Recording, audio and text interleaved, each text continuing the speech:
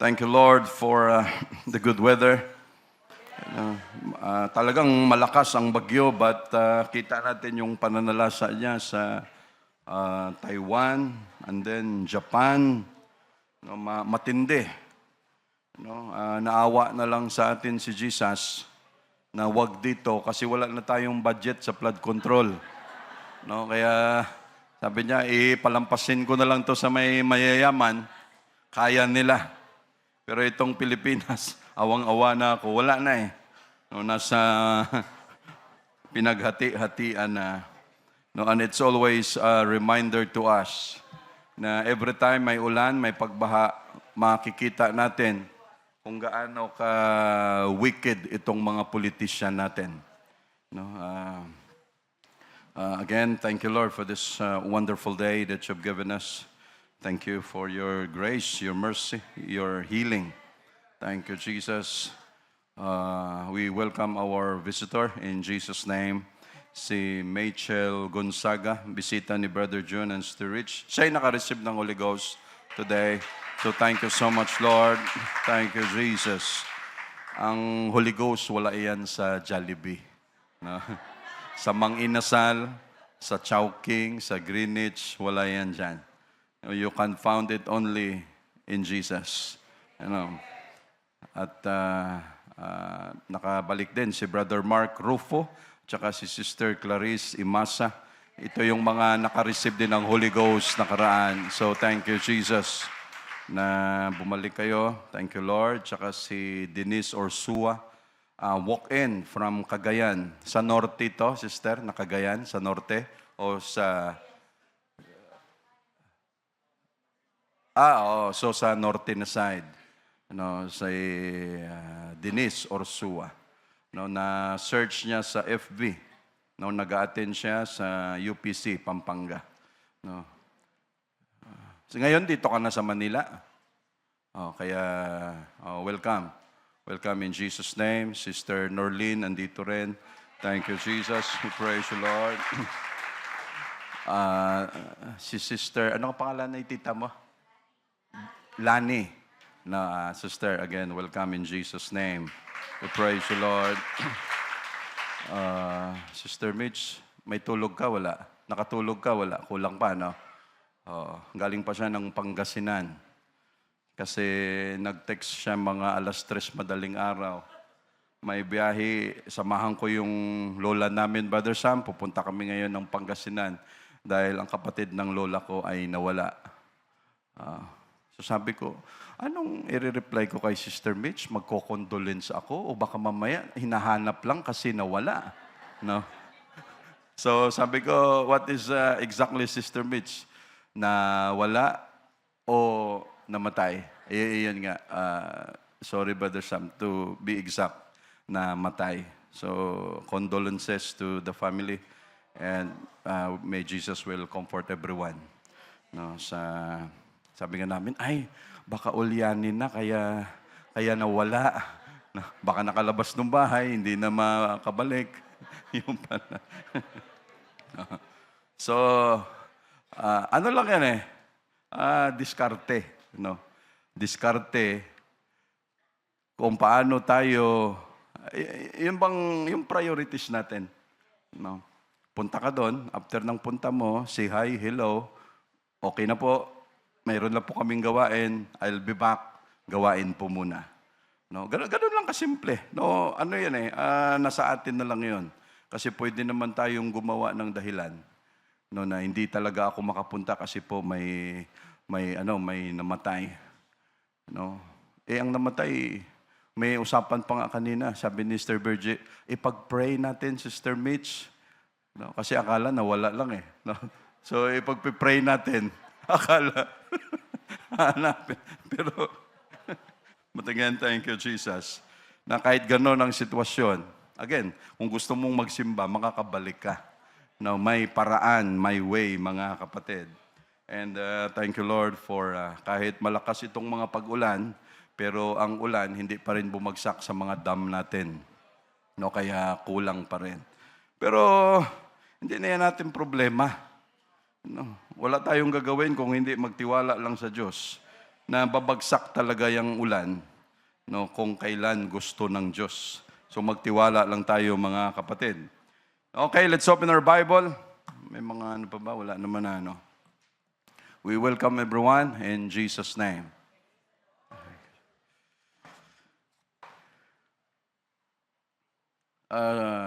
Ano muna tayo?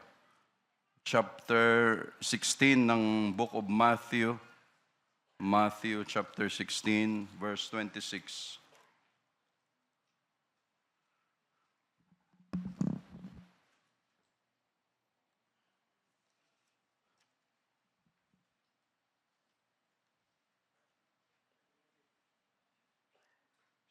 Verse 26.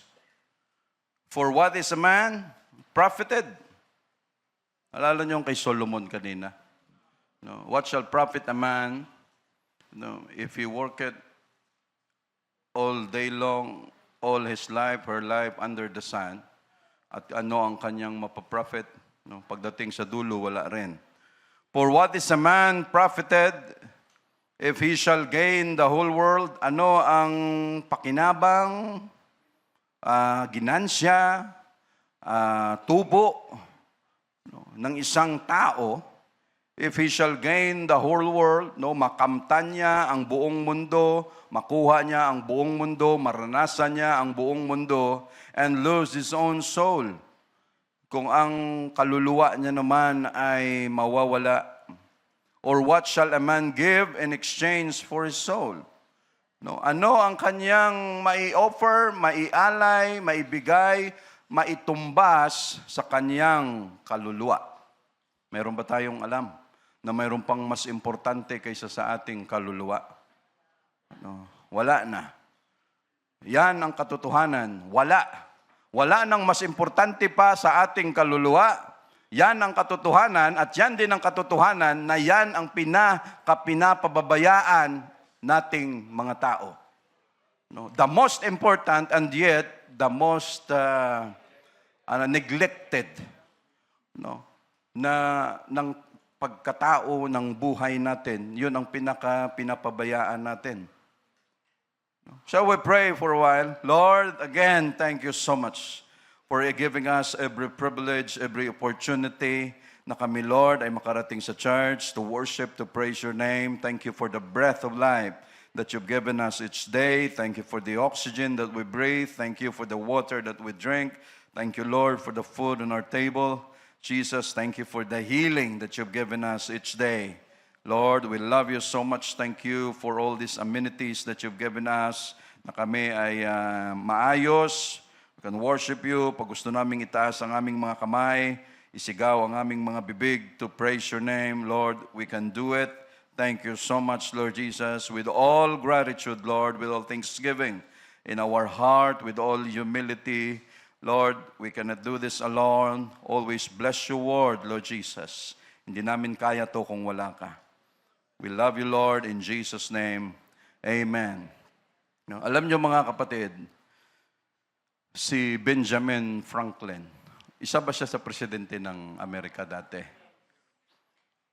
Benjamin Franklin, during the 1700s, no, ang Constitution ng Amerika, ano na sila ngayon? 250th year anniversary ng United States.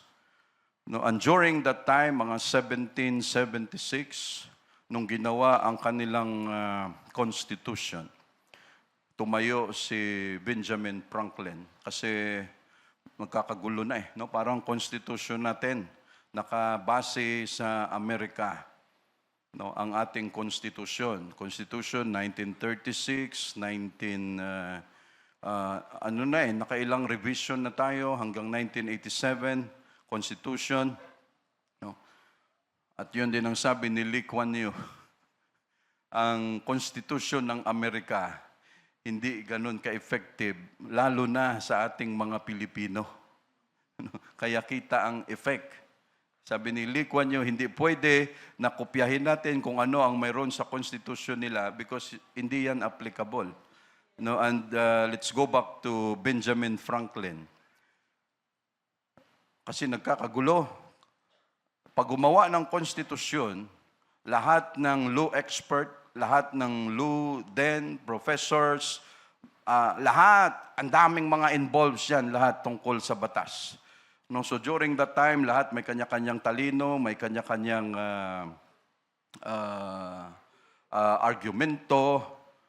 No, tumayo si Benjamin Franklin at sabi niya, okay, no, we are making this constitution, and this constitution, ito na ang mag-guide sa bansa natin into eternity, kung ano ang mangyayari sa bansa natin. Sabi niya, in my whole life, sa tanda kong ito, sabi niya, isa lang ang aking napatunayan. No, that when you start in prayer every day, sabi niya, God will guide you. No? Sabi niya, now that we are making this constitution, sabi niya, every day, kung ilang araw man matatapos ito, let us always start in prayer. Because wag nating isipin na tayo ay matatalino na. No? Because if not guided by heaven, sabi niya, ito ay mapupunta lang sa chaos. No? Yung ating gagawin na constitution. Sabi niya, wag nating kalimutan na kung hindi dahil sa prayer, sabi niya, hindi aasenso ang ginagawa natin sa ngayon. No? Coming from Benjamin Franklin. How much more tayo, mga kapatid? Kaya tayo nasasanay, natututo na that every time we do something, every time we talk, we have plans, we have meetings, kung maaari, we always start in prayer. No, not because, hindi dahil sa sinabi ni Benjamin Franklin. No, because pinakita na yan ni Jesus Christ sa atin sa umpisa pa lang, that we must pray and pray without ceasing. No, so, yan ko lang, binahagi ko lang para may idea tayo. So again, for what is a man profited if he shall gain the whole world and lose his own soul? Or what shall a man give in exchange for his soul? Sabihin na natin, para sa atin, ito ay gasgas na, talamak na. Ay, brother, alam ko na yan. Simple lang ang paliwanag niyan. Okay. No, but it serves as a spiritual warning to us. No, spiritual warning against prioritizing worldly success, against material wealth, or temporary pleasures at the ultimate expense of our own soul. No, ito ay spiritual warning ng Diyos. Again, hindi sinabi ng Biblia, mga kapatid, na wag na tayong mag-aral, wag na tayong magtrabaho, wag na tayong magsumikap, wag na tayong magpayaman kasi masama. Hindi sinabi ng Biblia yan. No, walang masama sa kayamanan, but if you love money, the root of all evil.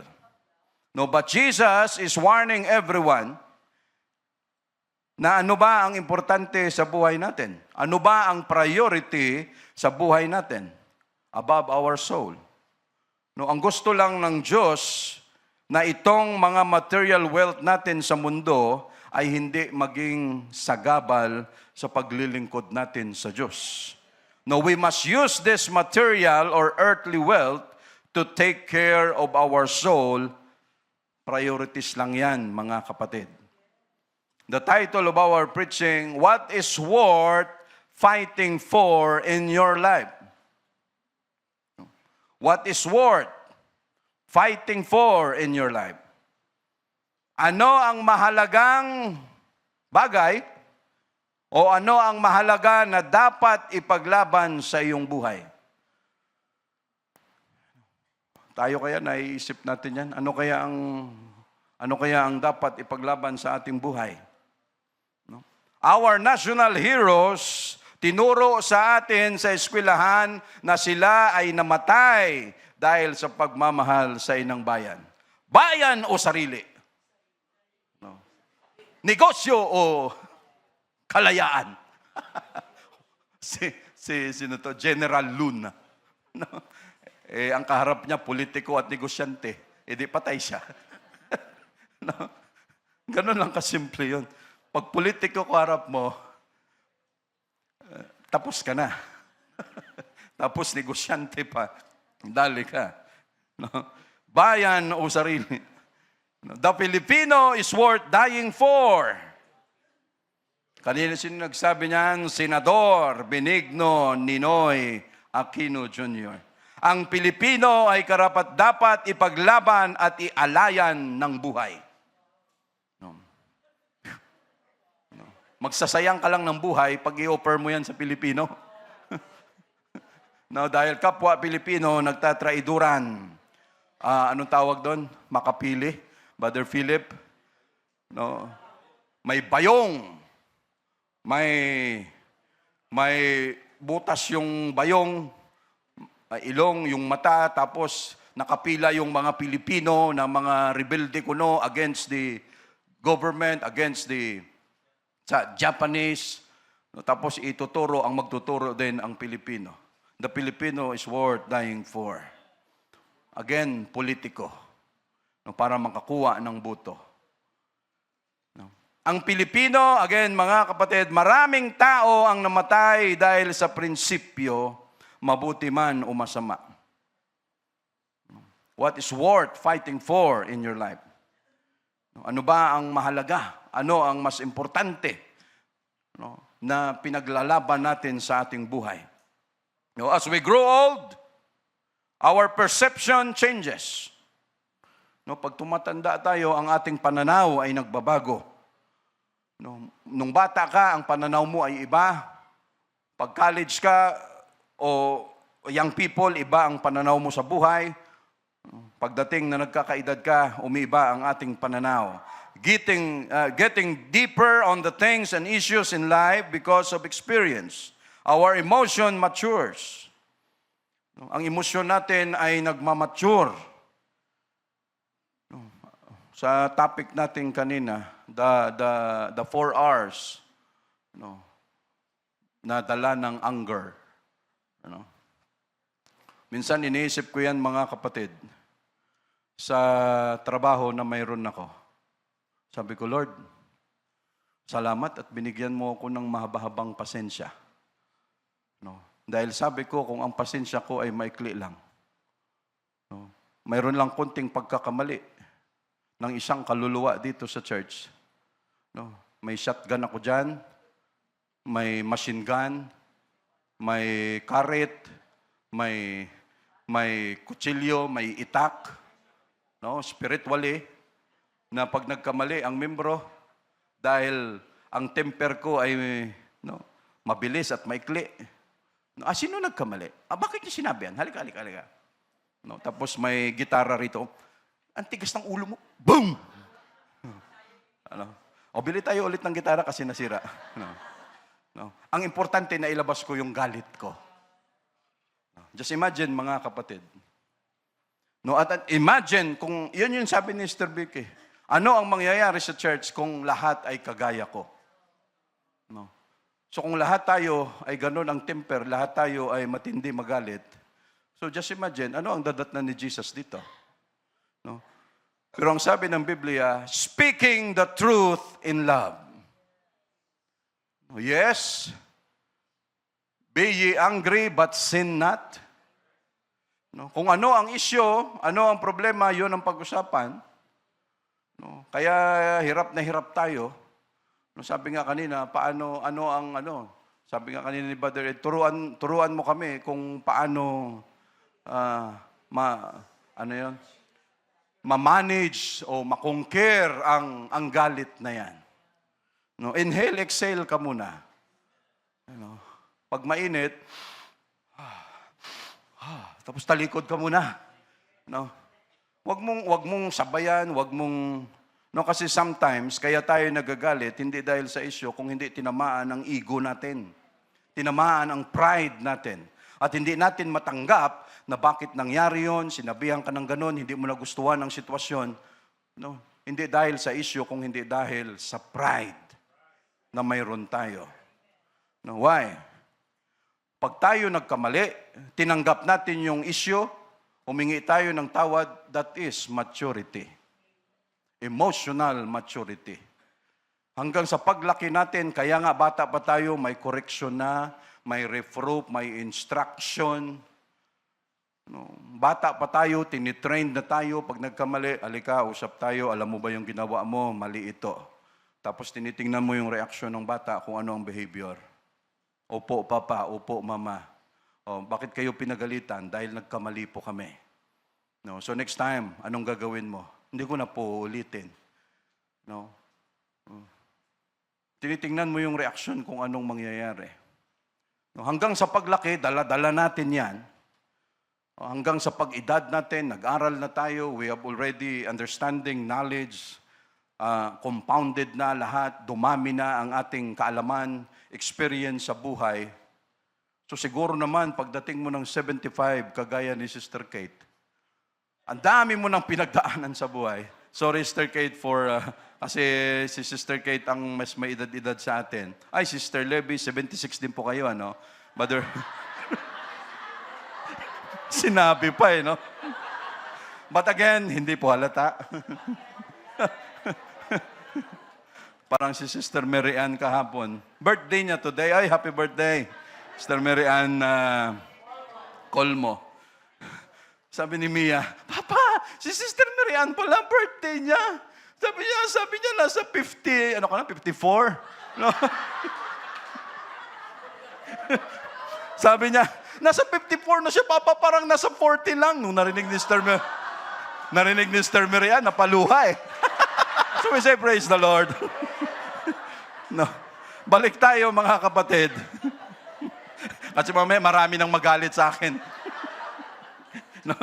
So balik tayo, mga kapatid. Ibig kong sabihin, sabi ko nga kanina, kung ganyan na yung mga edad natin, kagaya nila, Sister Kate, nakita na nila ang buhay. No, mahaba na ang kanilang experience. So at that age, kung may mga issues man, ano mo na yan? Kahit paano, kalmado ka na. No, kasi dumaan ka na dyan eh. No, kagaya ng young people natin, sinusubo natin sila dyan sa mga gawain na alam nating magkakamali sila. Sa outreach, hinayaan natin sila magdesisyon kahit magkakamali. Because we know, wala pa silang experience, wala pa silang basihan. So pag nag-deal tayo sa kanila, oy, balita ko sa outreach, nagkamali ka, halika nga, huwag ka nang sumama sa susunod kasi, no, we do not do that. No, why? No, because alam natin mismo, oh, halika, no, mag-usap tayo, okay, next time, may tiwala kami sa iyo, tuloy mo lang yan, gawin mo lang. No, kasi normal yan, magkakamali, magkakasamaan kayo ng loob dyan, may mga arguments kayo dyan, that's normal. That's normal because ganun talaga sa edad ninyo. No. Sinasabi natin na pag gano'n na, ganyan ang edad, no, kung dati, kasi wala ka pang basihan, hindi mo pa control ang emosyon mo, posible sisigaw ka bigla, magwawala ka bigla, kasi ganito, ganyan. No! Pag gano'n na yung edad mo, alam mo na yon. No, refined ka na eh. No, may finish na, tama ba yun? No, may ano ka na. No, alam mo na yung mga bagay na yan, mga kapatid. You know, as we grow old. No? At pag tayo, no, our priorities change. Nagbabago ang ating mga priorities. Pag bata ka pa, no, gusto mo lagi maingay, gusto mo lagi may takbuhan, gusto mo lagi magulo. No, kasi bata ka pa. Pero habang tumatanda tayo, adulting, sabi nga ng iba, dahil tumatanda na, no, sa mga mag-a-agree, hindi na tayo nag-i-enjoy sa mga takbuhan.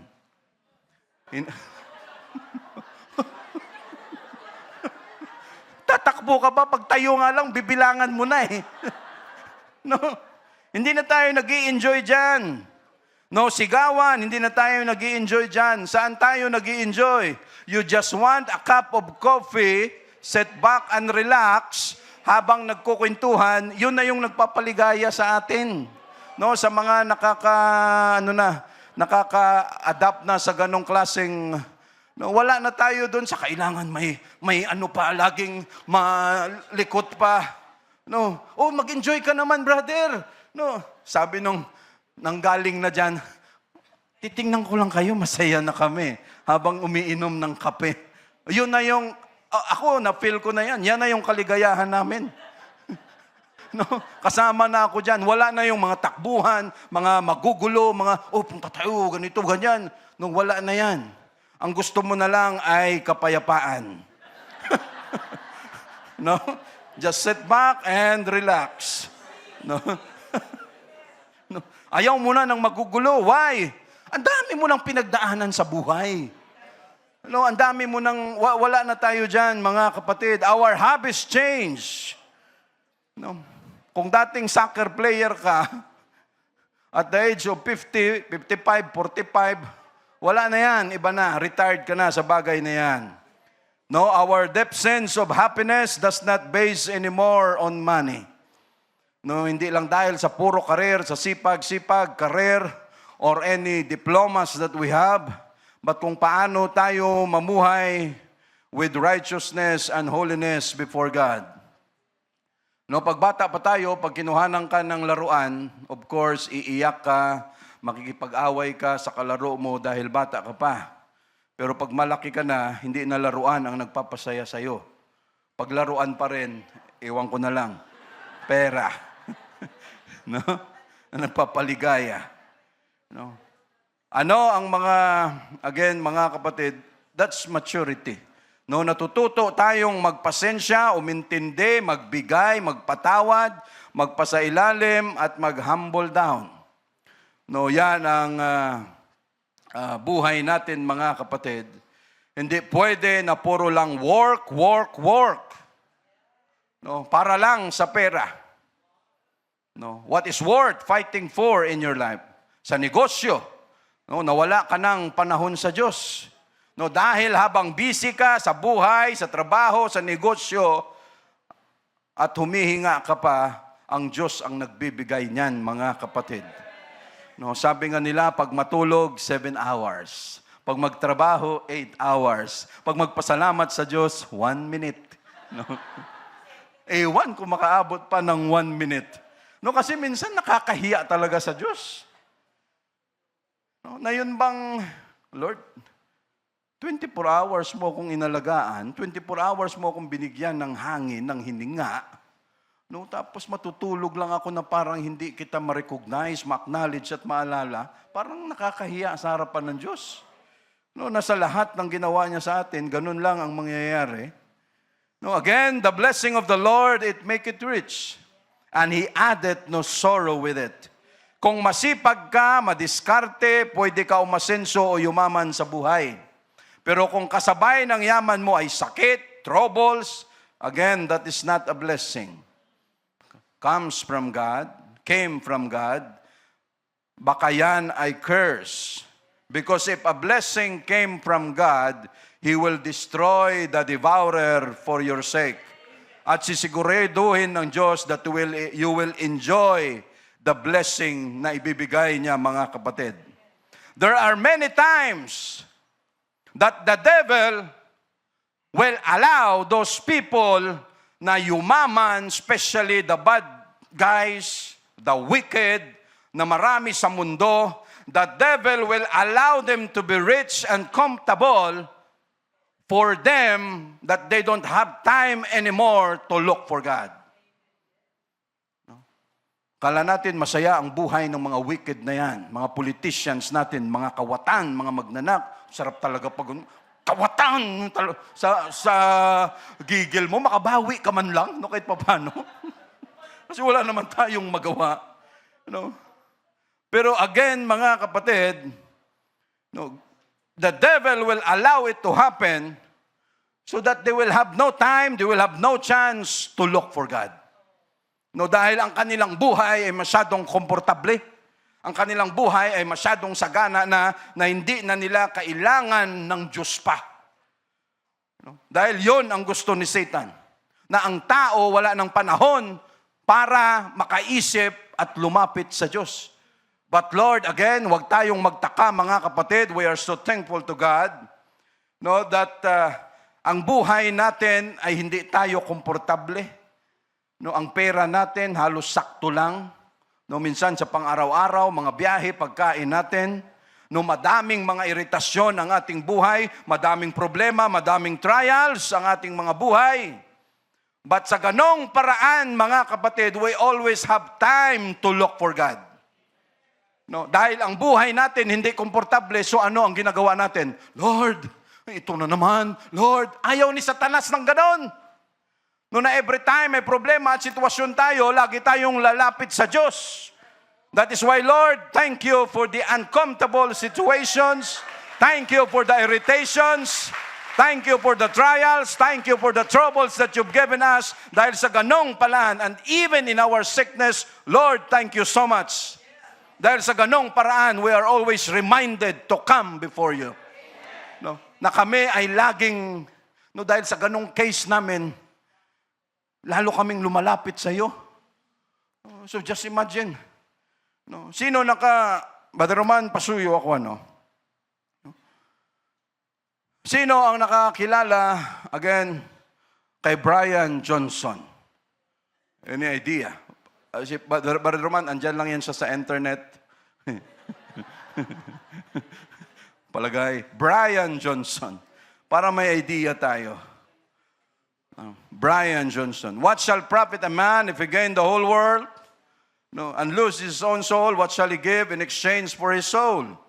No, who is Brian Johnson? Marami sila dyan, mga kapatid. But Brian Johnson, nahanap pa siguro ni Brother Roman. Kahit picture niya lang, Brother Roman, kung may makita ka dyan. No, ano rin yan siya? Vlogger din, tapos ano rin. He was a former tech entrepreneur. No, binenta niya ng almost $1 billion ang kanyang company at yan. Brian Johnson. Anong sabi? Biohacker spends $2 million a year to reverse aging. Has a team of 30 doctors for himself. Perfect lifestyle followed with exercise. Pag siya natulog, may orasyon talaga, mga kapatid. Pag siya kumain, he was one of the world's most closely monitored health routine. Ang tao na ito.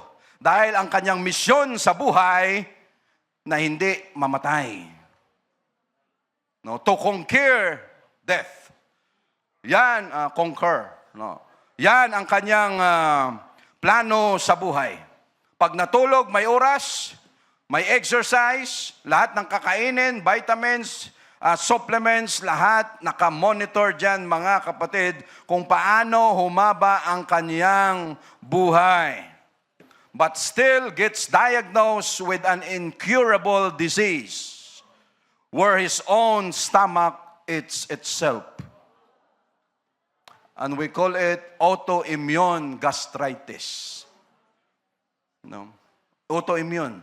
Ang kanyang tiyan, ang mga cells diyan, no, again, parang abnormal, ang inaatake yung sariling cells sa kanyang tiyan, no, yon ang inaatake, mayroon siyang autoimmune gastritis.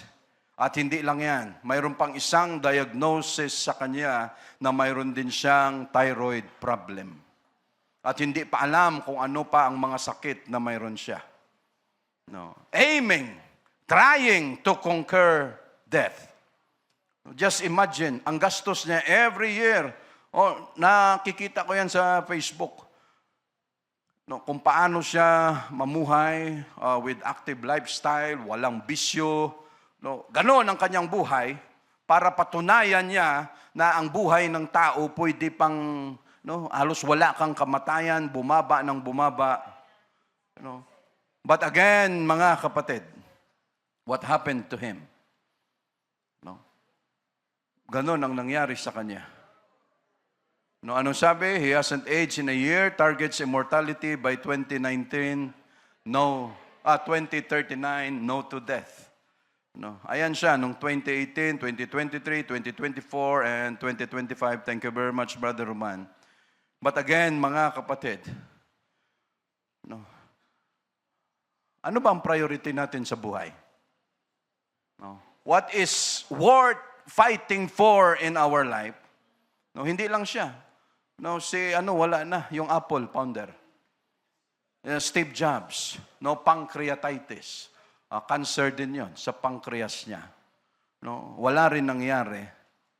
No. Is that the way to conquer death? The only way to conquer death is by the gospel. No, through Acts 2:38 that we have, mga kapatid. No, by death, by burial, by resurrection, by baptism in Jesus' name, by repentance and receiving of the Holy Ghost, that is the only way to conquer death. No. Hindi natin yan madaan sa vitamins. No, kahit anong gawin natin sa sarili natin, just imagine, i-convert natin sa peso yan. No, $2 million times 60 mo na lang. You spent 120 million pesos every year para patunayan na hindi ka tatanda at hindi ka mamamatay. But then again, yan ang patunay that there is a Creator who gave it life and who will take it away, mga kapatid. And that is our God. But Lord, we are so thankful before you. We are so grateful before you. Wala kaming ganon kalaking amount and yet you protected us. You kept us safe. You gave us strength. You keep us always, Lord Jesus. Minsan kami pabaya sa aming kalusugan, but then, you are always there. Hindi mo kami pinapabayaan. Dahil kung ito ang basihan para humaba ang buhay natin, ubos na tayong lahat. Hindi natin kakayanin. Pero ito ang patunay na ang may kontrol, ang nagdidesisyon ng lahat, walang iba kung hindi ang Diyos natin. At yon ay lubos nating pinapasalamatan, mga kapatid, na gusto lang ipakita ng Diyos, if you want eternal life, hindi yan makikita dito sa lupa. No? But just wait for the twinkling of an eye. No, the trumpet shall sound and we shall all be changed, mga kapatid. We shall all be like Him. And that one day, it will come. Isa lang yan siya sa tao, si Brian Johnson. Hindi alam kung ano ang kanyang... Kaya walang pwedeng maghamon. Walang pwedeng magsiga-sigaan. Wala pwedeng mag-defy sa Diyos na, Lord, sa dami ko ng pera, hindi mo ako kayang patayin. Lord, alam nyo yung mga leakage na pinag-uusapan ni Vladimir Putin and Xi Jinping nung pumunta si Putin sa anniversary ng China. No, yung mga mouthpiece nila o yung mga naririnig, yung kanilang conversation na sinasabi ni Putin, alam mo ba yung tungkol sa yung Fountain of Youth, ganito, ganyan. Yun na yung pinag-uusapan nila na para bang walang kamatayan. No?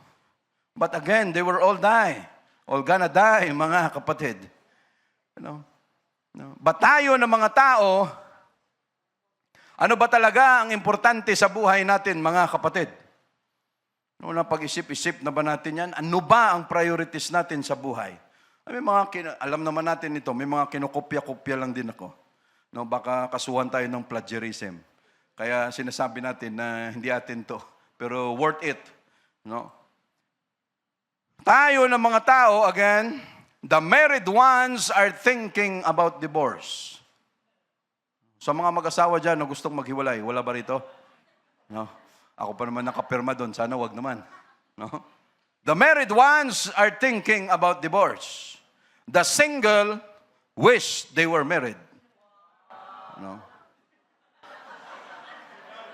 Brother Carl, ang ganda ng tawa mo, totoo. No, the married ones are thinking about divorce. The single wish they were married. The unknown want fame. The famous want privacy. The young wanted to grow old. The old wish to be young again. No? Nung bata pa ako, walang problema. Kakain ka lang, matutulog, maglaro, walang problema. No? The unemployed want a job. The employed want a break. No? Tama. The person with money wants time. The person with time wants money. No? No contentment. Walang kasiyahan, mga kapatid. But again, ibahin natin, our life is beautiful right now. Iba na ang buhay natin, mga kapatid. Kasama ang Diyos natin. You know.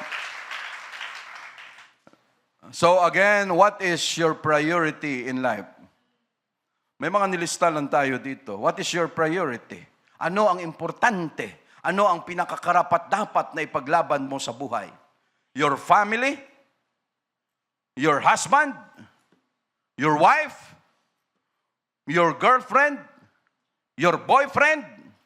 Your father? Your mother? Your children? Your apo o apos? No? Apos. Mauupos ka talaga dyan. No? Your siblings, mga kapatid mo, brothers or sisters, your career, your business, your properties, your diplomas, anything, your vices o mga bisyo mo, or yourself. No? Ano ang pinaka-priority natin sa buhay? Kayo, mga kabataan, anong priority nyo sa buhay? Makapaglaro, brother, okay na. Makapagtapos, brother, okay na. That's right. No? Pero sa atin, mga kapatid, when we grow old, pagbata ka, priority mo again, mag-aral, magtapos, magtrabaho, kumita, makaipon, yumaman, no, magkabahay, magkakotse. But when you reach at the age of at the twilight zone, sabi nga, usapan nga namin ni Brother Philip, Brother Sam, I am now 72. No, hindi ko alam kung aabot pa ako at least 10 years pa. No. So kung ako mangarap pa ng tungkol sa pera, no, anong gagawin ko sa pera? No. Dahil pag umabot ka ng 80, 90, 100, makakuha ka man sa DSWD, ang masaya yung kamag-anak mo at hindi ikaw. Pag umabot ka ng 100, meron kang 1 milyon, sabihin na natin. Pag nakuha mo ang 1 milyon, hindi ikaw ang matutuwa kasi hindi ka na makatayo sa higaan.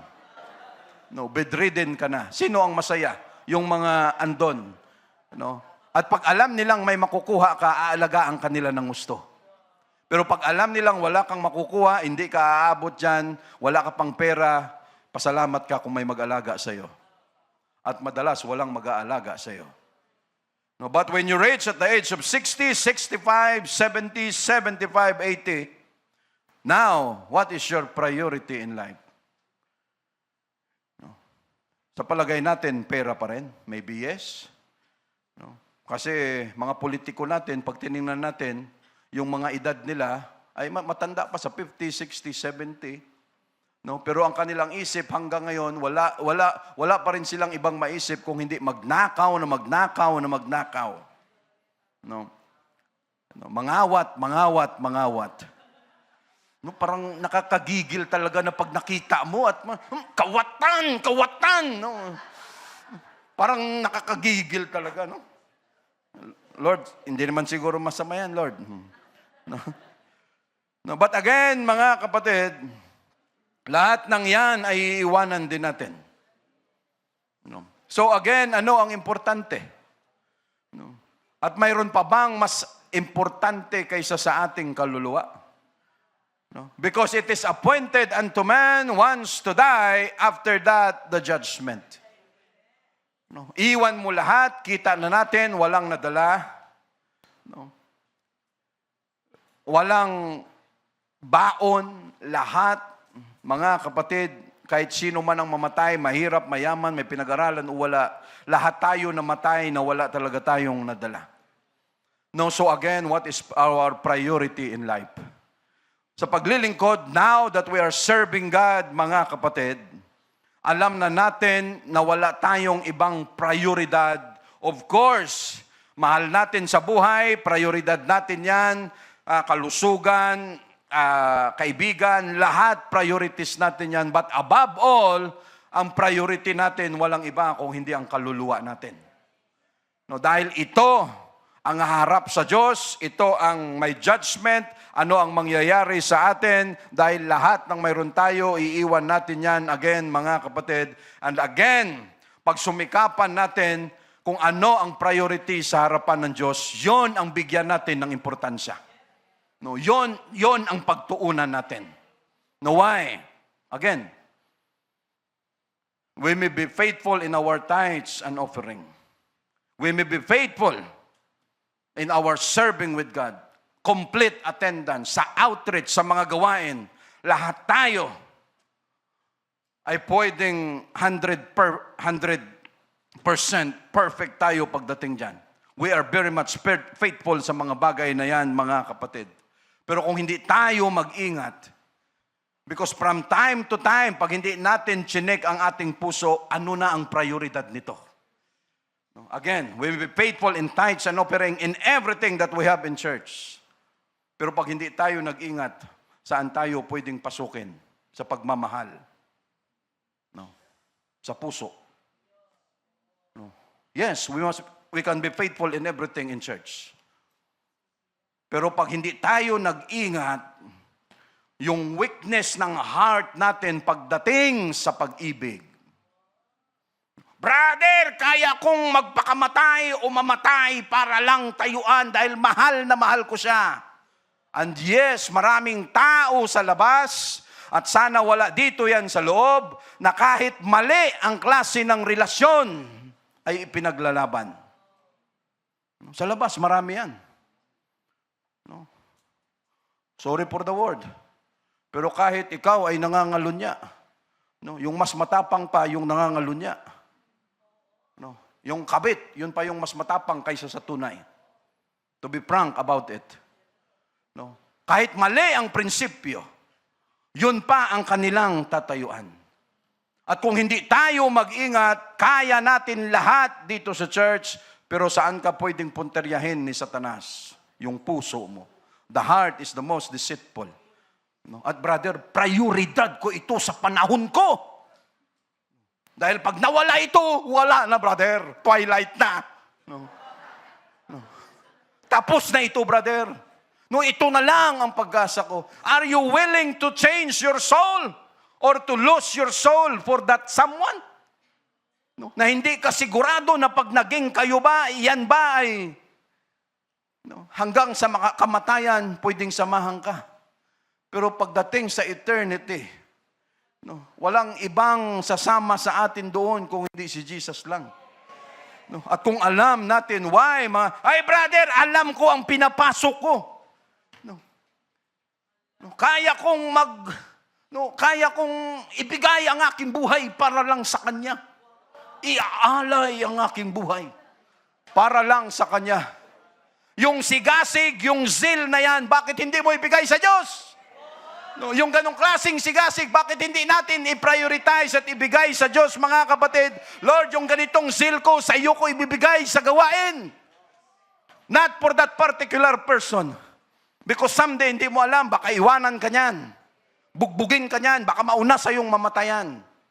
Baka lukuhin ka lang niyan. Ay brother, iba ito. Topic natin kanina, Proverbs, Ecclesiastes. Sinulat ng isang wisest man on the earth who ever lived, Solomon. Pinakamayaman. Having 700 wives and 300 concubines. Ganon ang kanyang wisdom.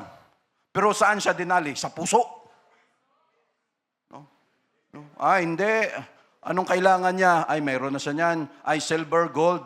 Ang silver sa time ni Solomon, parang bato lang ang turing sa yaman ni Solomon. Yung buong temple, lahat ng mga poste na yan, lahat yan covered with gold. Nung nawala lahat, nung umatake yung mga Babylonians, pati yan, tiniltig, pinait, lahat yan, inubos ang mga pinagdadala sa Babylonia. Ang hindi lang nakita, yung Ark of the Covenant until now na hindi mahanap kung saan napunta. Kasi sinasabing isa na baka tinago ni Jeremiah. But God keep it. No. And it will be revealed pagdating nitong MRC na. No. But what I'm saying, mga kapatid, we cannot rely on the wisdom that we have. Hindi natin, lay not for yourselves treasures, again, and lay not in your own understanding. No? Kasi kahit si Solomon with all his wisdom, with all his wealth, with all his experience, saan siya inatake? Sa puso. No? Na iba ang kanyang direction. No? Ikaw ba naman? Isang babae lang sa buhay mo, magulo na eh. No? Gawin mo pang 2, 3, 4. Ay, tapos ka na. Sweetheart, darling. No, tapos yung isa naman, aba, pumasok siya doon, ako nga rin. No, tapos lahat sila may kanya-kanyang juice-juicean. No, that is why the Ecclesiastes, the Proverbs were written because of his experience. Ang Ecclesiastes sinulat ng isang tao na nakarealize kung ano ang kanyang pinagagawa sa buhay. It was not written para lamang magyabang siya, kung hindi, pinasulat yan mismo ng Diyos, galing sa kanyang experience ni Solomon, para tayo ay hindi na or maulit pa yung mga kalukuhan man, ano bang importante sa buhay, anong priority natin sa buhay. No, yon ang ginawa. Kaya napasulat yan or isinulat yan, mga kapatid. Again, we must be careful. Why? Because kung ano ang weakness natin, mag-observe tayo, mga kapatid. Pag ang isang bagay laging paulit-ulit sa buhay natin, ibig sabihin, hindi tayo nakakagraduate dyan. Bakit paulit-ulit? Hindi natin nalalampasan. Paulit-ulit na lang lagi ang sitwasyon, ang issue. And the devil knows, at malalaman niya yan kung anong weakness natin. Kung ikaw, laging, kung ano-anong pinaggagawa mo dyan sa maliit na bagay na cellphone na yan, kung pabalik-balik ka dyan, manunood ka dyan ng hindi maganda, again, that is your weakness. You can be faithful in tithes, in offering, attendance sa lahat dito sa church, pero pag ang weakness mo, yung maliit na bagay na yan, antayin mo. Every afternoon, 3 o'clock. Ahay! Sa may bintana. Ginagawa, parang papatawa lang tayo.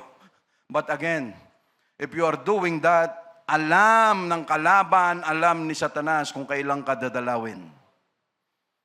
And every afternoon, 3 o'clock. No. Yan ang hahanapin ng laman mo. And if Satan saw that, no, bibisitahin ka niya palagi. Why? Alam ni Satanas na si Jesus Christ nag-fasting ng 40 days. And sa loob ng 40 days, alam niya that physically si Jesus Christ was hungry. Alam na si Jesus ay gutom na gutom. At alam ni Satanas, dahil si Jesus Christ was in physical form, alam niya na ang physical na ito ay gutom na gutom. Kita niya ang weakness, ano ang kanya. No? Oh, yung bato. Kung ikaw talaga ang anak ng Diyos, yung bato na yan, gawin mong tinapay para mabilib ako sa iyo. O kasi gutom ka na eh. No? Kung ano ang weakness mo, yon ang i-offer ni Satanas sa iyo, sa atin. At dahil yan ang weakness mo, no, kahit panis, dahil gutom ka, kakainin mo. No? So yun lagi. No, ano pang gusto natin? Hindi siya umubra. No, dahil ang akala niya weakness ni Jesus yun. No. Hindi siya umubra. So ano? Lust of the flesh, lust of the eyes, and the pride of life. No, na lahat yun ang inahabol natin. Yun ang kinikater natin palagi. So what happened, mga kapatid? Kung anong weakness natin, yun ang i-offer ni Satanas. Kaya hindi tayo makagraduate kung ano man yung weakness natin na yan. Why? Dahil hindi natin, yung hindi tayo nakikipaglaban. No. So we say, praise the Lord. No, patapos na tayo, mga kapatid. Lipat lang tayo konti sa Matthew chapter 10, verse 28. So again, no, what is worth fighting for in our life? No, ano ba ang dapat nating ipaglaban sa buhay natin? No, andyan sa labas, ipaglaban. No, pag tinanong mo, Nay, bakit po kayo nandito? Hindi ko alam, hinatak lang ako eh. Sa mga rally. Nay, anong pinaglalaban nyo rito? Hindi, naabutan lang ako ng 300 eh. No, iba. Verse 28, and fear not them which kill the body. Huwag tayong mga takot doon sa kanila na pumapatay ng laman, but are not able to kill the soul. Walang kakayanan na pumatay ng kaluluwa, but rather fear Him which is able to destroy both soul and body in hell. Walang makakagawa niyan kung hindi ang Diyos lang. Are not two sparrows sold for a farthing, and one of them shall not fall on the ground without your Father? No, hindi baga yung dalawang maya, no, ay binibenta ng ganong amount, at ang isa sa kanila ay babagsak sa lupa na hindi alam ng ating Ama na nasa langit.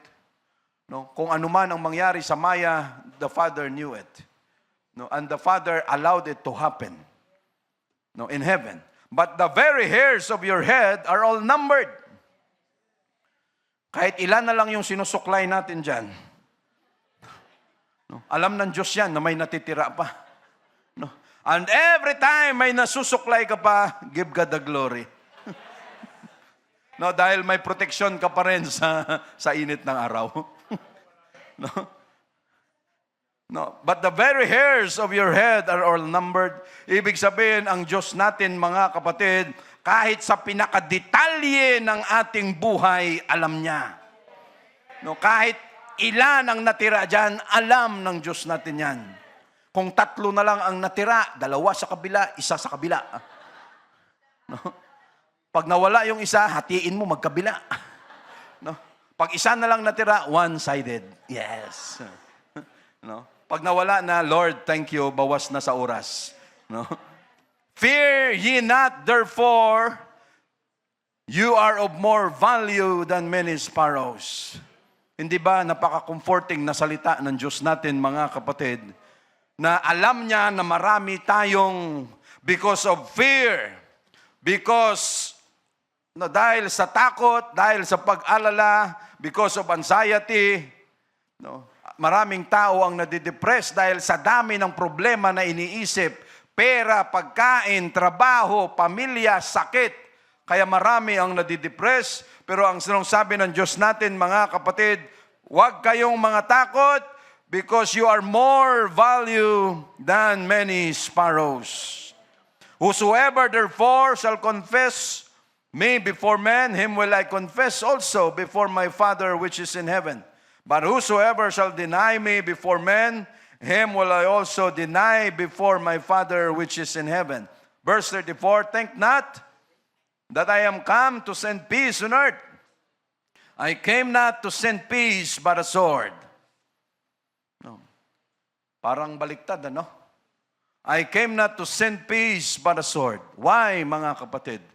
Because if the Word of God, if the gospel is being introduced in the homes, that gospel will make a division. No?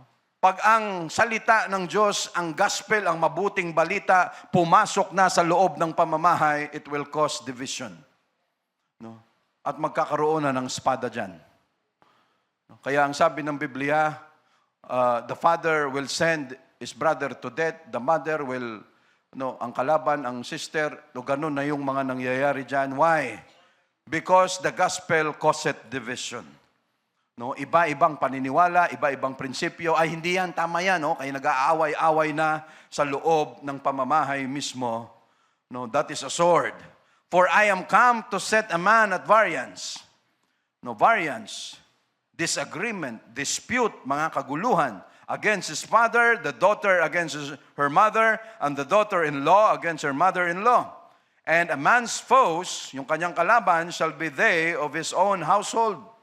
Ang kalaban mo ay yung sariling pamamahay mo because of the gospel. Marami sa atin ang nakaranas niyan. Oh, si Sister Ellen lang, Sister Susan. No, marami sa atin nakaranas ng ganong klaseng mga bagay. No, nagkaroon ng division, ng variance. Akala mo, kalaban mo sila, but no.